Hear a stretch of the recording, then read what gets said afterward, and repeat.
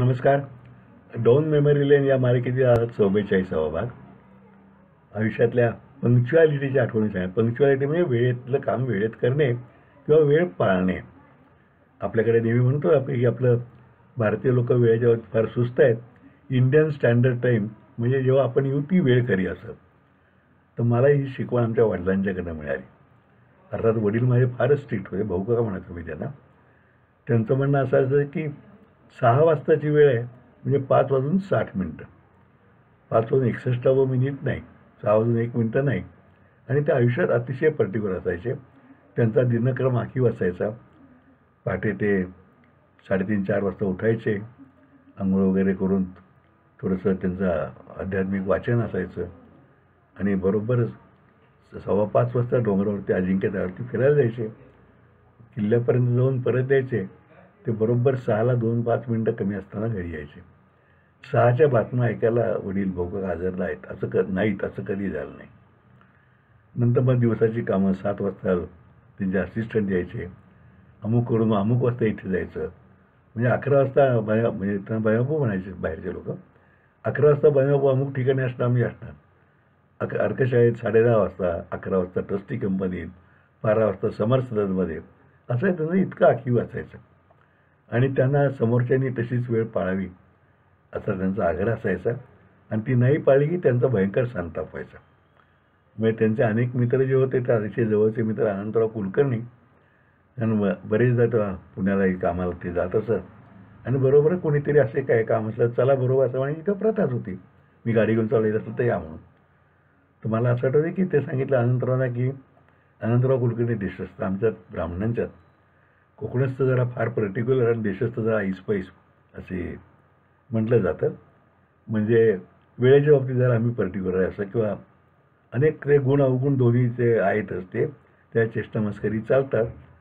त्याची एक म्हण आहे ती मी तुम्हाला पण सांगून टाकतो आत्ताच. अस्ताव्यस्त समस्त वस्तू जमवूनही देशस्थ निर्मिळाला असं कोकणस्थ देशस्थांचे चिडवतात. आणि देशस्थ उत्तर देतात. हे उत्तर मला तर्कतीर्थने सांगितलं आहे.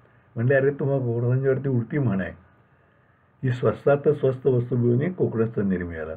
कारण तुम्ही फार चिक्कू आहात, आम्ही प्रशस्त मंडळी आहे म्हणून. तर असं या चालायचं. तर भाऊकाचे मित्र अनंतराव कुलकर्णी देशस्थ. ते अनंतराव फार अतिशय निर्मळ मनाचे माणूस. म्हणजे यशवंतराव चव्हाणांनी त्यांना 10 वेळा सांगून अरे माझ्याकडे काहीतरी माझ्याकडे सत्ता आहे आत्ता. यांनी कधीही ते मागणी केलं नाही. निस्वार्थी म्हणून समर्थ सेवक. त्यामुळे अनंतराव तुमचा घोळ असतो भोंगळ कारभार सगळा. अनंतराव चालायचं हो, त्याला काय 10-15 मिनिटं अर्ध्यानं काय फरक पडतो. तर एकदा मला आठवतं की भाऊ काका पुण्याला निघाले होते आणि अनंतराव कुलकर्णी यायचे होते. 6 वाजता निघणार सकाळी पहाटे वगैरे ठरलं 6 वाजता जायचं. 6 वाजता अनंतराव कुलकर्णी आले नाहीत. भाऊ काय म्हणले त्याला आले त्याला सांगा मी पुण्याला गेलो म्हणून. आणि गाडी काढली. 5 मिनिटांनी अनंतराव कुलकर्णी आले. म्हणजे आमच्या घरापासून पुढं गेलं की एक वाघाची निवडून बारकं कॉर्नर आहे. अहो ते म्हणले मी पुन्हा बघितलं गाडीतून जाताना. मी हातही केला. पण म्हणले काय ते गाडी थांबवलं नाही. आता मी जातो एस टीने पुण्याला म्हणून ते गेले. आल्यानंतर दुसऱ्या दिवशी ते घरी आले म्हणा काय बघा मी तुम्हाला हात करतो. बघितलं की म्हणले मग. अहो म्हणून मग गाडी थांबायची का? नाही नाही म्हणले तुम्हाला काय सांगितलं 6 वाजता आहे. तुम्ही तेव्हा हात करत होता तेव्हा 6:05 होऊन गेली ती. असे आमचे वडील वेळ पाळणारे. आम्ही त्यांच्याकडनं शिकलो थोडंसं पण पुरतं नाही. म्हणजे त्यांच्याकडे आमची वडील आणि आईंच्या दोघांच्या काही काही बनी ठरलेल्या होत्या. जेव्हाचं काम तेव्हा असं वडिलांचं. आईची शिकवण जिथली वस्तू तिथं. म्हणजे आपण अगदी लाईट नसले तरी त्या ठिकाणी ती वस्तू सापडली पाहिजे. जेव्हाचं काम तेव्हा जिथली वस्तू तिथं. आणि वडिलांचं आणखीन एक शास्त्र होतं आलेल्या प्रत्येक पत्राला त्याच दिवशी उत्तर गेलंच पाहिजे.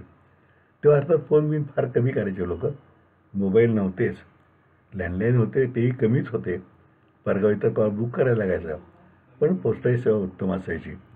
त्यामुळं कुठलंही पत्र आल्यानंतर बरं त्यावर काही माहिती द्यायची असली तर वडिलांचं पत्र द्यायचं की तुमचं पत्र मिळालं ती चौकशी करून तुम्हाला 2 दिवसात कळवत आहे. मग तुम्ही आम्ही किमतीनं म्हणायचो की भाऊ का 2 दिवसांनी लिहा पत्र माहिती मिळाल्यानंतर. आपल्याला पत्र आज आलं ना त्याला कळलं पाहिजे काय पुढं चालू. ती वाईट खोड मात्र चांगली खोड म्हणजे राजा मलाही लागली. आणि मी सुद्धा आलेल्या पत्राला शक्यतो त्यावेळीच उत्तर देतो. आता आजच्या काळाला अनुसरून आलेल्या पत्राला त्या दिवशी उत्तर पाठवणं, पत्र कमी झाली, पण कुणाचाही फोन आला किंवा मिस कॉल असला तर त्या मिस कॉलला लगेच उत्तर देणं, कुणाची मेल आली तर त्यालाही शक्यतो त्या दिवशी उत्तर देणं, एवढं मी पाळतो. आणि माझा मुलगाही पाळतो. आता तो प्रॅक्टिस बघतो उद्या. आणि तिने नाही पाळलं तर मी वडिलांचे थोडासा गुण माहिती आला. मी म्हणतो, अरे काय तू उत्तर नाही पाठवस का? त्याचा फोन आला होता परत. म्हणलं नाही, दुसऱ्या दिवशी सांगणार होते ऑफिसमध्ये चौकशी करून. म्हणून त्याला कळवायचंच ना, उद्या सांगतो म्हणून. अर्थात हा काही गुण आपल्याला येतातच. पण वडिलांच्या वेळ पाहण्याचा एक किस्सा मी तुम्हाला सांगतो. सातारा भूषण पुरस्कार आम्ही आमच्या ट्रस्टतर्फे द्यायला 1991 पासून सुरुवात केली. म्हणजे सातारा जिल्ह्यातील कुणी आउटस्टँडिंग काम केलं असेल त्याला द्यायचा. पहिला तर्कतीर्थ आनंद दिला, मग दुसरा छोटा गंधर्व आनंद दिला, डॉक्टर निळकंठराव कल्याणी भारत पुरस्कार त्यांना दिला. अशात एक पुरस्कार द्यायचं ठरलं बाबा महाराज सातारकरांना. आणि त्याच्याकरता माफ करा, डॉक्टर राणा दांडेकरांना पुरस्कार द्यायचं ठरलं. प्राच्य विद्यापीठ, आता डॉक्टर दांडेकर नाही, डेक्कन इन्स्टिट्यूट, माफ करा, पुण्याच्या प्राच्य विद्या संशोधन संस्थेचे, भांडारकर इन्स्टिट्यूटचे, ते सातारचे मूळ. आणि ते यायचं ठरलं. शिवाजीराव भोसल्यांच्या हस्ते तो पुरस्कार द्यायचा आणि शेवाळकरी येणार होते, असं काहीतरी होतं ते. आणि तो समर्थन कार्यक्रम संध्याकाळी 6 वाजता. आदल्या दिवशी नाही, माफ करा मला चुकलं, येत नाही. बाबा महाराज सातारकरांना पुरस्कार द्यायचा होता शिवाजीराव भोसल्यांच्या हस्ते, आणि शेवाळकर त्या कार्यक्रमाचे अध्यक्ष होते. आणि तिघही मंडळी परगावून येणार होती. शिवाजीराव फलटणहून, बाबा महाराज पुण्याहून आणि शेवाळकर म्हणजे नागपूरहून पुण्यात आले, ते पुण्याहून येणार होते. ठरल्याप्रमाणे बाबा महाराज वेळेत आले. 5:45 आले. समरसदनामध्ये आम्ही आतल्या बाजूला व्यवस्था केली ती बैठकीची. आणि भाऊका होते, ते बोलणं सुरू झालं आमचं. कारण भाऊकांचा जास्त परिचय त्यांचा नव्हता, माझा चांगला परिचय होता. ओळख बिळख करून ते बोलत होते. भाऊकांचं लक्ष सारखं गाड्याकडे, असं ते आतल्या बाजूला त्यांचं गाड्याचंही असायचं. अरे 6ला 5 मिनटं कमी आहेत, कार्यक्रम 6ला सुरू करणार ना. हो म्हणलं, करूया, पण आपण शिवाजीराव आले नाहीत, त्यांचा फोन आला येतो म्हणून. बरं. परत 6 वाजले. अरे काय सुरू करताय ना? हो म्हटलं, पण शिवाजीरावही आले नाहीत की शेवाळकरांचा सुद्धा फोन लागत नाही आहे. पण तेही निघालेत, पुन्हा एवढं कळले तिथनं, येऊन देत नाही. मग कार्यक्रम सुरू करा ना. म्हणलं, भाऊ का कुणीतरी एक जण पाहिजे ना कार्यक्रम सुरू करायला. बाबा महाराजांना काही डायरेक्ट आपण पुरस्कार देऊ शकत नाही, त्यांच्या हस्ते देणार आहे, ते अध्यक्ष आहेत. नाही, पण तू प्रास्ताविक सुरू कर ना. म्हणलं, भाऊ का ते बरं दिसणार नाही, या दोघांपैकी कोणतरी एक येऊन देत, मग कार्यक्रम तो मागे पुढे कसा करायचा ते मी बरोबर करू शकतो. म्हणजे पुरस्कार प्रदान आधी द्यायचा का मनोगत आधी घ्यायचं वगैरे ते आपण करू शकू, पण दोघांच्यापैकी कोणतरी एक यायला पाहिजे ना. त्यांना काही ते शेण पडे ना. शेवटी 6:25ला शिवाजीराव भोसले आले. मला विचार, आता कार्यक्रम सुरू कर. म्हणजे मला वाटतं शिवाजीराव बापू म्हणायचो, त्यांनी काय बसायचं होतं नाही. चला म्हणजे कार्यक्रम सुरू करूया. आणि मग कार्यक्रमाचा क्रम बदलला आम्ही. आणि मी स्वागत प्रास्ताविक करेपर्यंत शेवाळकरले पुढे कार्यक्रम पार पडला. पण असा त्यांचा वेळेचा कटाक्ष. मला वाटतं मी पहिल्यांदा 93 साली सिंगापूर वगैरे गेलो, तेव्हा ती नवीन घड्याळ आपल्याकडे क्वार्ट्स आलेली होती, ज्यामध्ये आकड्याचे. भाऊकांचं घड्याळ जुनं झालं तर तुम्हाला नाही, तिथनं मला आकड्याचं असलेलं एखादं घड्याळ मिळालं तर घेऊन ये म्हणून. म्हणजे यामध्ये आकडे आहेत 1, 2, 3, 4 असे. ते नुसते कोणाचं नको मला. खूप हुडकलं सिंगापूर, पण एक घड्याळ मिळालं आणि ते घेऊन आलं. त्याला खूप आनंद वाटला आता. आणि शेवटपर्यंत ते घड्याळ घालत होते. ते गेल्यानंतर आता माझा धाकटा भाऊ अच्युत ते घालतो. आणि आणखीन एक गमतीचा भाग सांगतो. आमचे खासदार आहेत उदयनराजे. तो अच्युत नगराध्यक्ष होता तेव्हा. उदयनराजे आणखी शिवेंद्रराजे दोघांच्या संयुक्त जी पार्टी झाली त्याच्यातर्फे तो नगराध्यक्ष झाला होता. ते उदयनराजे त्यांनी म्हणतं, अच्युतराव डॉक्टर मला तुमचं घड्याळ पाहिजे बरं का. अच्युत म्हणतो, नाही त्या वडिलांचं आहे वगैरे, तर चालतं असे. आणि मी किती माणसं जुनी पर्टिक्युलर होते, आपण इतकं नाही पाळू शकत. 5-10 मिनटं मागे पुढे आपण मान्य करू शकतो. असं म्हणतात ना, एक लढाईचा किस्सा आहे आंतरराष्ट्रीय, की 5 मिनिटाच्या उशिरामुळे लढाई हरली म्हणून.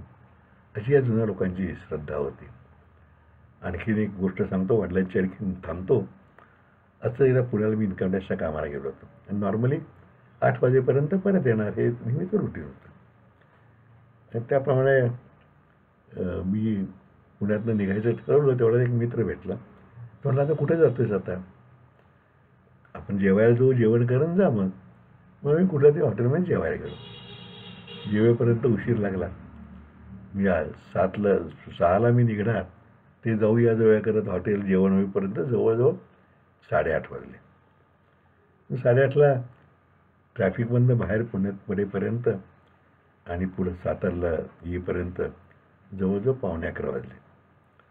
मी आलो तर दारामध्ये म्हणजे दारं सगळी उघडी, लाईट लावलेले आणि दारात आमचे थोरले चुलते गोपाळराव समोरच राहायचे. ते म्हणजे पूर्ण ड्रेस बी घातलेला, मफलर, हातात एक बॅटरी वगैरे. मला काय कळेना काय झालं म्हणून. मी त्यांना मामा म्हणायचो. म्हणजे मामा काय झालं? काही नाही म्हणले. तू आला नाहीस अजूनपर्यंत. म्हणले काय झालं? मग तो तेवढाच वडील आले वरून. तर भयंकर रागावलेले. लाज वाटत नाही का वगैरे. काय म्हणजे आता काय म्हणून आपण ज्याला ते अगदी तोफेच्या तोंडी त्यांनी दिलं. म्हणजे आम्ही आत्ता निघालो तो बघायला. कुठे बघायचं तुला? तुला रस्त्यानं कुठे थांबून फोन करता येत नाही? आता काय सांगणार?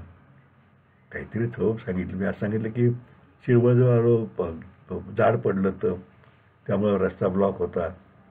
मग शिरवळा म्हणले जाऊन पेट्रोल पंपावरनं फोन करायचा. म्हणजे तिथला फोन बंद पडला होता पावसामुळे. पाऊस चालू होता नेमकं. असं सगळं सांगितलं. पण मला 2 गोष्टी लक्षात आल्या की बाप झाला की काय काळजी माणसाच्या मनात आपल्या त्यांच्याबद्दल येते. आणि तिथनं नंतर पुढे आज तागायत कुठेही परगावी गेलो. आता मी स्वतःच बाप झालो आहे, आजोबा स्वतः झालो आहे. पण तरी एक काळजी घेतो की परगावी गेलो की तिथं पोचल्यावर एकदा फोन करतो आणि निघून निम्म्या रस्त्यावर की फोन करतो, तिकडनं निघालो, इथपर्यंत आलो आहे, सातारला येतो. ह्या सुद्धा लोकांच्या काही काही गोष्टी आहेत खूप पाहण्यासारख्या आहेत. आपण त्यामागची भावना, त्यामागचा एक शास्त्रीय आधार आहे त्याला, तो लक्षात घेत नाही. आणि मग नंतर जेव्हा आपण त्या वयात जातो ना, तेव्हा आपल्याला कळतं.